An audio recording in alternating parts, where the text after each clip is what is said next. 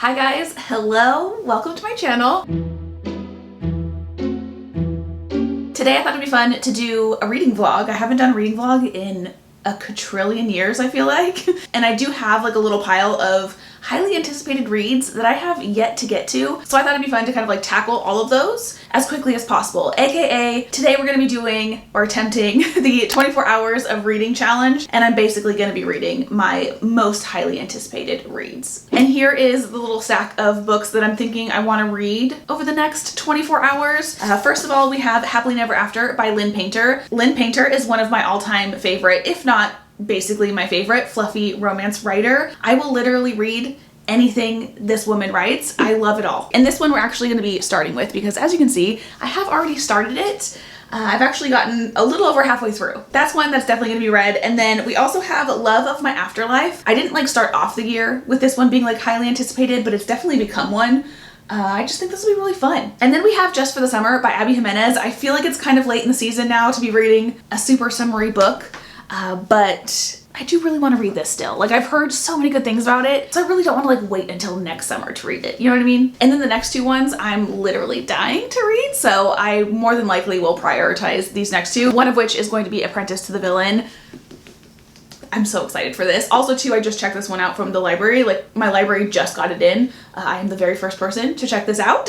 And that being said, because it is from the library, we are definitely gonna read this one, I think, in this video because I'm gonna need to read it so that I can return it. Ugh, it's already damaged. I don't know what happened here, but again, I am the first person to check this out. They're gonna think that I did it. If you're unfamiliar with this book, this is basically the follow-up to Assistant to the Villain, which I've talked about several different times. I thought it was just like a cute, super fun, kind of goofy little romance. And then the last one that I have is actually on my Kindle. It's Leather and Lark, which is the follow-up to Butcher and Blackbird. That is another one that I just thought was so fun. That first book, Butcher and Blackbird, is kind of like a rom-com style romance between two serial killers. And in Leather and Lark, those two characters are basically connected to the couple from the first book. So I'm just super excited to kind of like see how they're involved potentially in the first couple's life, because again, they're serial killers. And I'm pretty sure that they know that they are, like the couple from the second book. So I'm just intrigued. Anyway, those are our books that we're gonna be reading in today's video. Let's get started with Happily Never After. Or let's finish Happily Never After, rather.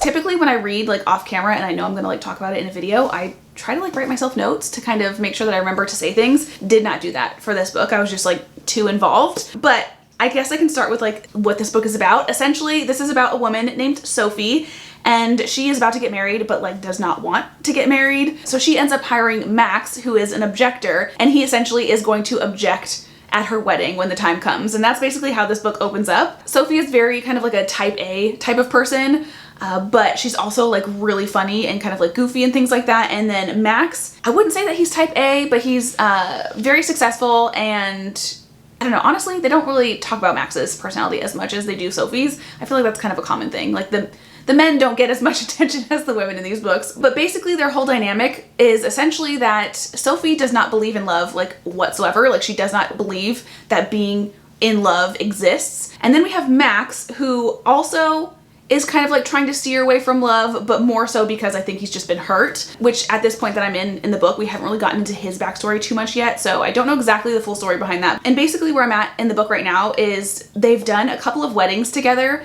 And with each wedding, each time that they hang out, they get like closer and closer. On the back it says, as Sophie and Max spend more time together, however, they discover their physical chemistry is off the charts, leading them to dabble in a little hookup session or two. But it's totally fine because they definitely do not have feelings for each other. Oh no! See, this is why I don't read synopses all the way through sometimes, because I just read the last little paragraph and it has Max's backstory. And I'm kind of annoyed that I now know what it is. So I'm not gonna read that to you guys because I want it to be a surprise. If you want it to be a surprise, I want it to be a surprise for you. I hate when synopses have like too much information, you know? But anyway, like I was saying, they kind of get closer and closer with each wedding. They do a couple of like experimental like makeout sessions. But there was one specifically in the stairwell, is all I'm gonna say about it.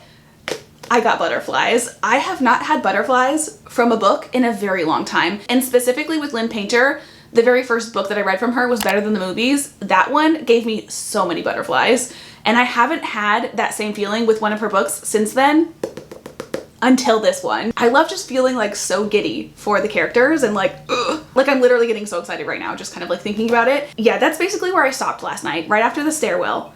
And I'm very excited to kind of get back into the story and see what happens next. Which also, if you've never read Lynn Painter before, highly, highly, highly, highly recommend. I could not scream it from the rooftops louder. They're all very easily like 4 or 5 star reads for me. And all of Lynn Painter's books, even her adult ones, because she does come out with both young adult and adult books, even her adult ones are closed door. I think that's the right term. Like there's no spice in them. If you've not tried a Lynn Painter book, literally pick up any of them.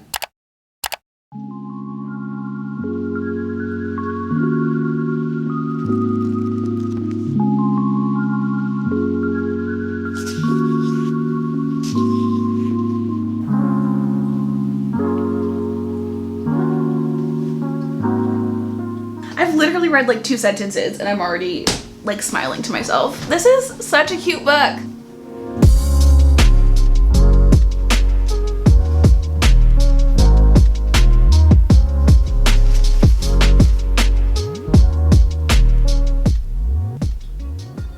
I wasn't planning on doing an update until like an hour into reading, but I just finished chapter 30. She was a little spicy, and I literally just said that she doesn't write spicy things. And now I'm kind of like second guessing whether some of her other adult ones were spicy as well, and I'm just not really remembering.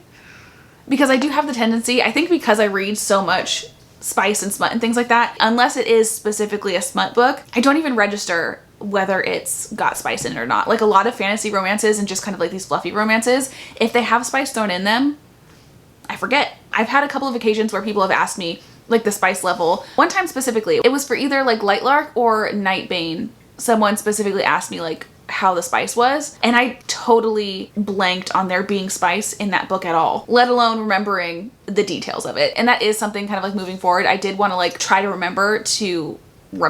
So I kind of want to start like rating the spice along with giving like a star rating of books as well. And this one would definitely be on the very low end of it. And I actually have a question for you guys. I was originally going to do little like chili peppers, but should I do like the fire emojis? I think that could be more fun. Let me know if you have a preference. Also, how many spice ratings should there be? 1, I feel like would definitely be what this book is. Like nothing is too detailed. It's mostly detailed about like kind of like the buildup of the act and not the actual act itself. And then I think maybe like the second level of it would be definite spice, like more details and things like that. And then the third one would be definite spice and kind of like maybe a lot of it. And then the fourth one would be kind of like something like the Never King, where they're doing just some crazy things.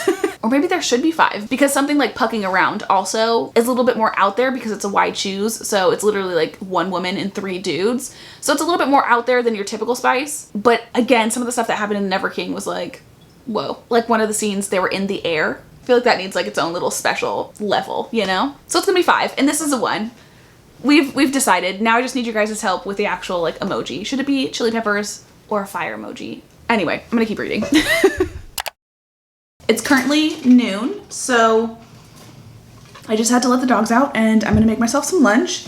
But we also got a package. It's nothing like fun, but I figured I'd open it with you guys anyway. Where are my scissors? There they are.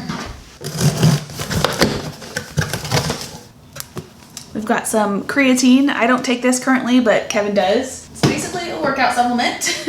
And then I needed more magnesium. I just ran out last night. So that is that. Now I need to make some lunch because I am kind of hungry, but I don't really know what to eat.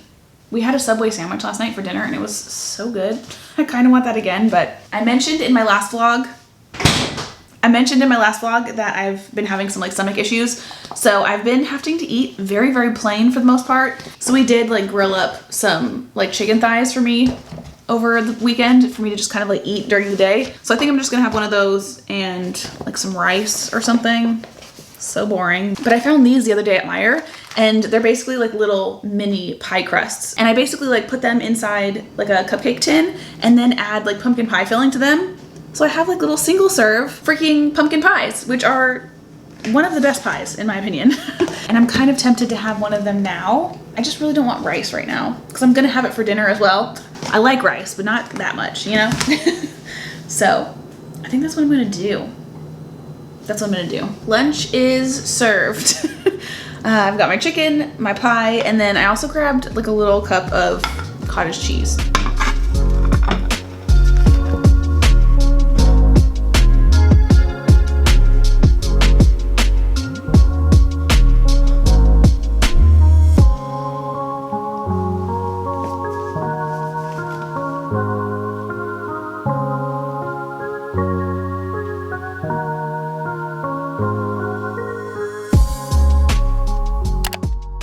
Two things. First of all, I have finished Happily Never After.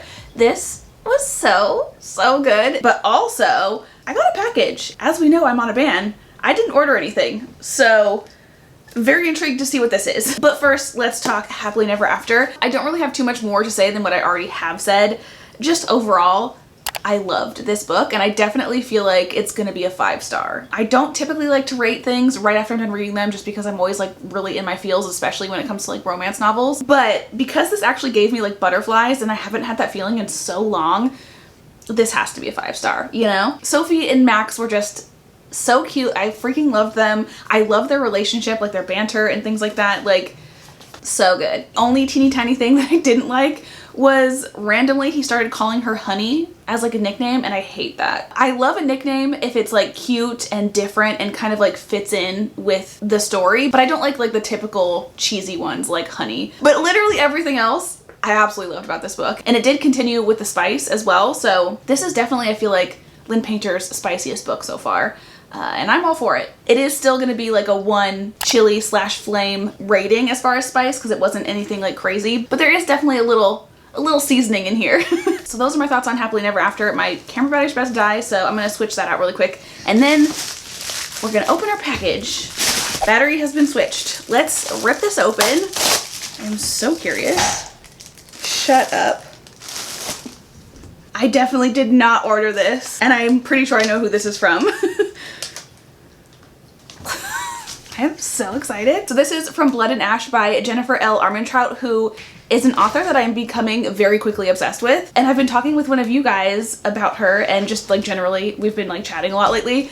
And so she got me this book. Oh my god. Her little note says, to help you through your book ban and also for perfectly practical and selfish purposes. This is basically, she was saying, like one of her favorite books. So I'm so excited. We were kind of like talking about the fact that I was gonna get it once my book ban was over so I could read it. And then it also says, read me when you need touch her and die and knife to the throat vibes. Always in need of that. Thank you so much. I cannot believe you got me a freaking book. It's also funny that she mentioned the knife to the throat because there's literally like little daggers before each chapter. I have so many books I need to read this week, and I'm like annoyed now because I just want to read this. I'm gonna go message her now because we need to chat really quickly, and then we'll get back to our books. I think I'm gonna read Leather and Lark next after I find my Kindle. I'm pretty sure I grabbed it out of my bedroom, but I don't remember where I put it down. I can't find it. I found my Kindle. It's also a lot later than it was a second ago. It's almost 3 o'clock now. I got distracted on my computer, but I do have my Kindle and I'm ready to start our next book. Here she is, Leather and Lark, loaded up. Apparently the series is called The Ruinous Love Trilogy, so there's gonna be one more. I wonder who that one's gonna be about. And like the first book, we do have a very long list of content and trigger warnings. And I'm gonna read some of these trigger warnings because they're kind of funny. And this is just like an example of why I love these books, because she has a sense of humor. I freaking love books that are sarcastic and humorous. And yeah, even with the trigger warnings, we've got some humor. So it says, eyeballs but not sockets, so you're welcome. Teeth and tooth byproducts. I might have ruined pizza and beer. Also smoothies, still not sorry. Snow globes. I'm very curious about what the snow globe is gonna be. Auto cannibalism, ... question mark. Welcome to a debate you never thought you'd have. Numerous weapons and sharp objects, including darts, scissors, guns, saws, knives, grinders, an edger, and a little implement called enucleation? Enucleation spoon? Have no clue what that is. Very curious to find out. Severed fingers. You might have new thoughts about crafting with epoxy resin. I've never done that before, but I do actually have some epoxy resin in this closet, my little craft closet. And then there's a few more, but they're actual like triggers, you know what I mean? Like specific spice and assault and things like that. So we'll just skip over those ones. That has intrigued me 10 times more. And I'm also excited about the fact that there's gonna be like more food being ruined because in the first book, the main thing that I heard people talk about was the ice cream scene. And to me personally, it wasn't that big of a deal, but I'm excited to see how she's gonna be ruining pizza and beer. Because also too, I have been actually like craving pizza. Again, not to like talk about my stomach issues like constantly, but greasy food and tomato products specifically are things that I've been, you know, told to kind of like stay away from. So I haven't had like a proper pizza, I don't think at all this year so far. And I have been craving it so much lately. And I'm not a big pizza person. Like I like pizza, but I never like care to have it. But I want it. I want it now. So maybe it'll actually be a good thing if this ruins it for me.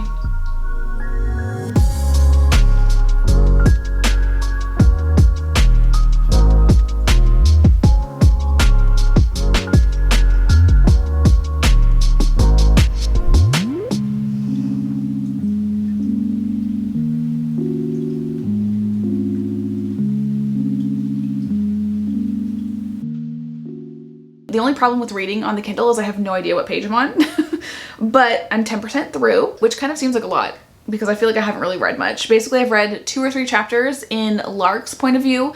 The one that I'm about to start right now is called Bullseye, and it's the first one that we're getting from Lachlan's, which is Leather, and it's apparently 1 year later. So essentially what we've learned so far is basically not really a backstory on Lark, but we have gotten some context to what kind of person she is or like what she's involved in. And I'm intrigued. This book is feeling very similar to the first one, which I'm excited for. And the part that I just finished reading was Leather and Lark, or Lachlan and Lark, meeting for the first time.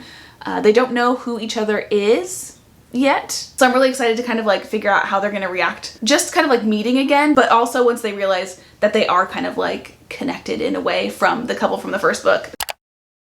Hi guys, it's been many hours since the last time I updated you. And I wish I could say that I'm a lot farther through this book than I am. I'm literally only 33% of the way through, but I've had to do a bunch of other stuff besides reading. We were cooking dinner, I ate dinner, I took a shower, and then also I forgot that I had a video uploaded today. I uploaded it last night to go live today at 3. And I totally forgot. So I spent some time answering comments and things like that. So yeah, I have not been consistently reading since the last time I updated you, but we definitely have been doing some reading. And this is so good so far. If you read Butcher and Blackbird, this is structured very similarly. You do get dual point of views of both Lark and Lachlan, but there was a sneaky little third point of view that we got kind of earlier on in the book, and we haven't heard from him again, but we're kind of seeing the effects of what he was talking about in his chapter now, which is another year leap ahead, which is also very similar to Butcher and Blackbird. I feel like that one jumped like from year to year to year. This one's kind of doing the same thing. And then the only other update that I have is actually a trope that's happening. That's one of my favorites, but I want to make sure that it's in the synopsis before I say anything because I haven't actually read the synopsis for this book. So I don't actually even know what this is about technically, which I do love going into books. I've kind of talked about this recently. I do actually like going into books more blind because I don't like even the smallest thing spoiled. I like to just kind of be along for the ride. Okay, it's literally in like the first paragraph of the synopsis. Okay, so basically we have an arranged marriage situation between Lark and Lachlan, and my favorite tropes when it comes to romance and like spicy books is any sort of like forced proximity slash like arranged marriage type of situation. I feel like it lends for the most like buildup of tension, and I mean, what is romance without the tension, you know? So I'm very excited. They literally just got married where I'm at right now. I'm excited to finally see them kind of like forced to be around each other because so far they haven't really had anything to do with each other. They kind of like had them meet for the first time. Like I was kind of saying before, they met for the first time and then they met again a year later and then they realized kind of who they were, and they've kind of like kept their distance from each other since then until now. And I have been just like waiting and waiting for them to like interact more. So I'm very excited that we're gonna finally get that, I think.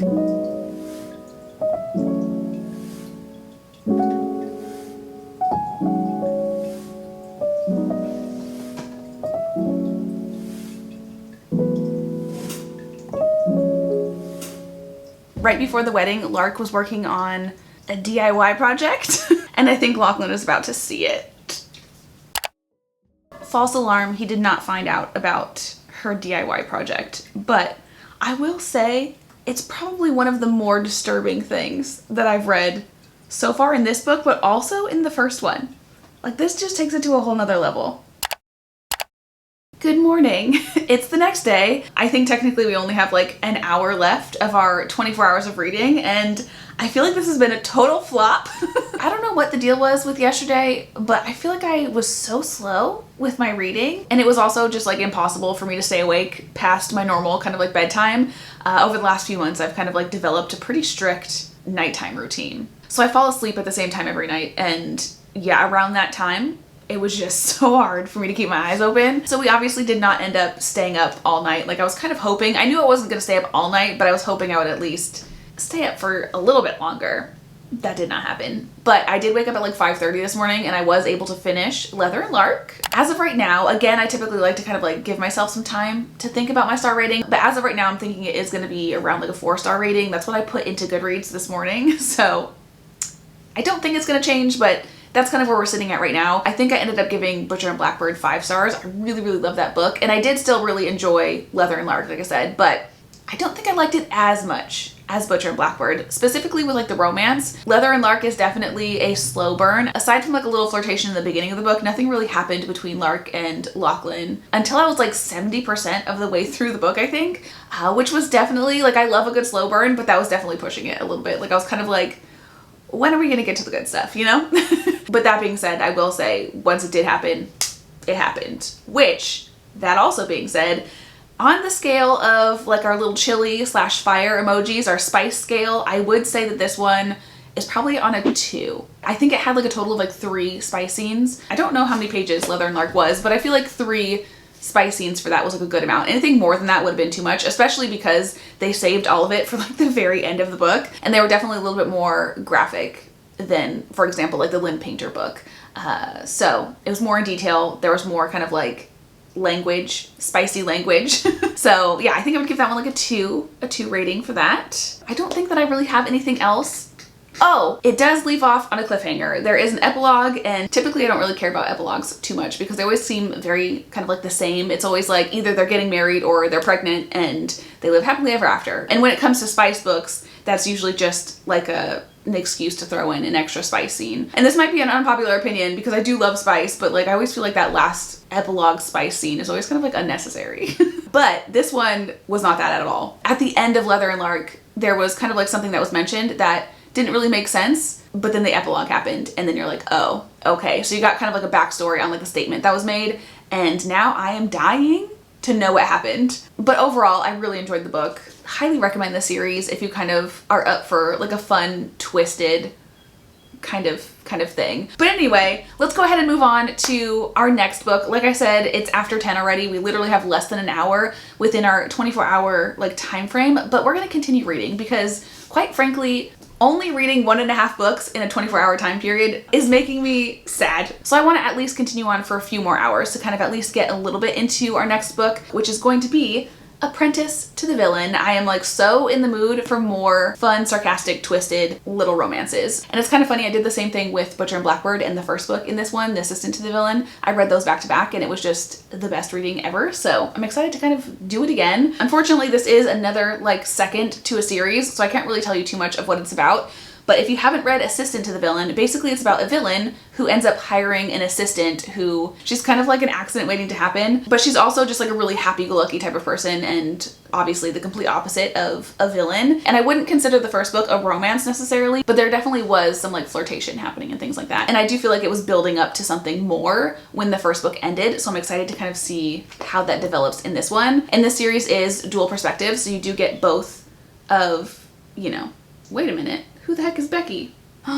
We get an extra perspective, and I'm pretty sure the first book only had Evie, who is our female lead, and then the villain's perspective. But this one, I'm seeing somebody named Becky, and then someone named sounds familiar to me. Becky does not, though. I'm intrigued. There's a little kind of like note from the author in the beginning that says, Apprentice to the Villain is a laugh out loud fantasy romance. Literally, when I was reading the first book in this series, I audibly giggled so many times. With severed fingers rolling across the office floor and a murder incident board that hasn't left 0 this quarter. As such, the story features elements that might not be suitable for all readers, including familial estrangements, perilous situations, graphic language, battle, violence, blood, death, torture, injury, imprisonment, illness, burning, drowning, accidental intoxication, and alcohol use. We also have a map. It has an evil to-do list on it that says enact revenge, be dastardly, chaos, confusion. I haven't even started reading yet and I'm already laughing. I'm so excited for this.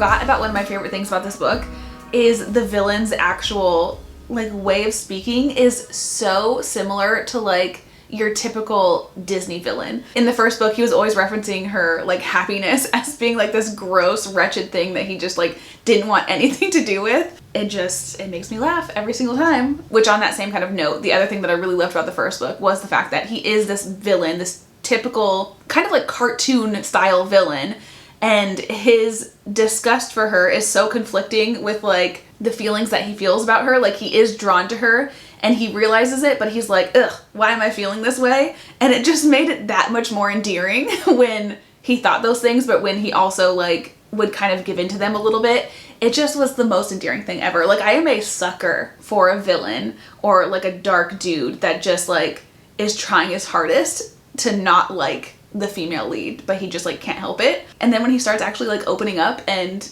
allowing himself to feel things, it makes it so much better.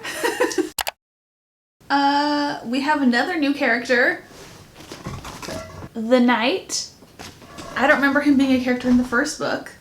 I could be totally wrong. Like maybe there was an array of characters in the first one. I really just remember the villain and Evie though. The epilogue was all in the villain's perspective, and now the first actual chapter of the book, we have the Knight. So also the first sentence, which I'm not gonna tell you guys about, but like, what? This is why I cannot have big gaps in between books, because the gap between reading Assistant to the Villain and then reading this one was really not that bad, like maybe a few months. And I cannot remember for the life of me what happened. I kind of remember a little bit of what happened at the end of the last book. But the Knight, the way that it's going so far, I feel like I should know who that is and I don't at all. It's been at least a couple of hours since the last time I talked to you guys, and I was really trying to get to like page 100 before I updated, but I am literally falling asleep. And it's not because the book is bad. I am absolutely loving this book, but I think just because I woke up really early, like I went to bed at midnight and I woke up at 5. You know, I just didn't sleep very well, I guess. That being said, I do think this is going to be my last update for this video, and I don't really know that I have anything super extra to say about this book because, again, I didn't even get 100 pages through. I got close. I'm on page 74, but in the grand scheme of the book, we really haven't made much of a dent. And I do feel like there was something as I was reading that I wanted to remember to tell you guys, and I don't remember. I didn't write it down, which was very dumb of me. Oh, Becky.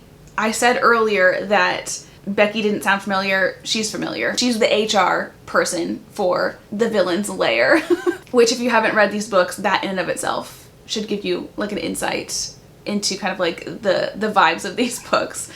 The fact that the villain has an HR rep. And aside from that, I really don't think I have anything else to say. I just love this freaking book. It is so fun. Again, I love the banter between Evie and the villain, aka Tristan. And with that, that's everything that I have for this video. I didn't get nearly as much reading done as I was hoping to in these past 24-ish hours, but we got some reading done. Hopefully next time I'll do a little bit better of a job. But yeah, anyway, I hope you guys enjoyed. I hope you have had the most amazing of days, and I will hopefully see you in the next one.